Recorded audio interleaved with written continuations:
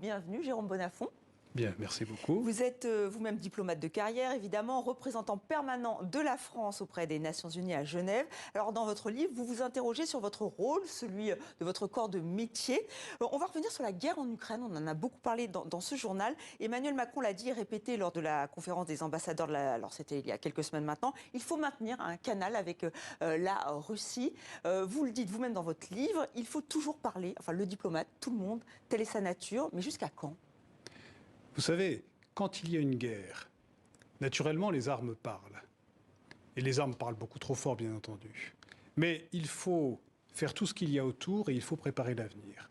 Faire tout ce qu'il y a autour, c'est d'abord, par exemple, construire des coalitions de pays qui vont soutenir, dans le cas qui nous occupe, l'Ukraine.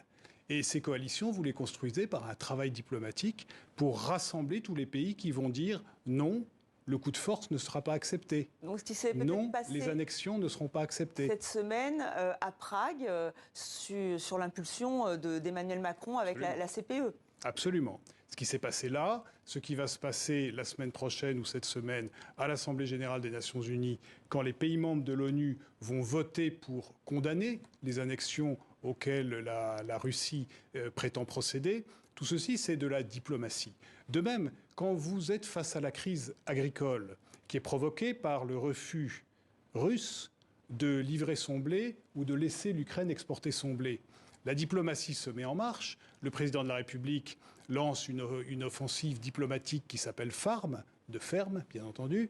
L'ONU se rassemble et on construit, par une négociation patiente, un mécanisme par lequel le blé ukrainien va recommencer à être livré, le blé russe va recommencer à être livré pour qu'on évite que l'Afrique soit victime d'une crise. C'est ce que vous êtes en train de me dire. Mais on voit bien que la diplomatie est en train de se métamorphoser. Il y a notamment cette réforme qui fait beaucoup parler et qui est mal vécue par les jeunes diplomates. Qu'en pensez-vous ? Le mot-clé, c'est le professionnalisme. Et donc, il faut des gens formés à l'usage du monde, des gens qui voyagent, des gens qui vivent ici et là, des gens qui ensuite se spécialisent dans certains domaines. Certains vont faire des affaires européennes, certains du désarmement, certains des questions de santé. La grande mutation de la diplomatie aujourd'hui, c'est qu'on n'est plus limité maintenant aux affaires de guerre et de paix.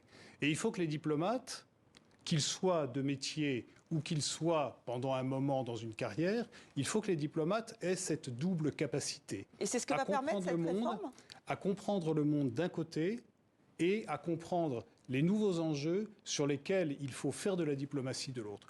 Par exemple, quand vous allez faire des négociations de changement climatique, vous avez besoin d'un côté de quelqu'un qui comprend ce que c'est que le changement climatique, qui sait ce que ça veut dire, les concentrations de CO2 dans l'atmosphère, et de l'autre quelqu'un qui va dire « oui, le Brésil est là, oui, l'Inde est là, oui, la Chine est là, mais ce que je oui, ne comprends pas, M. Bonnafont, c'est est-ce que c'était déjà le cas avant, cette professionnalisation, ou est-ce que grâce à la réforme, ça va être encore plus pointu ? Le propos de mon livre n'est pas un propos de circonstance. C'est une réflexion de long terme sur ce qu'a été ce métier, ce qu'il est et ce qu'il doit devenir.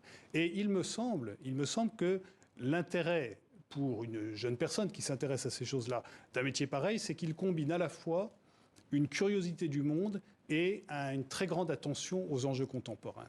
Et après, ce sont des questions d'organisation administrative qui appartiennent à qui ? Au gouvernement.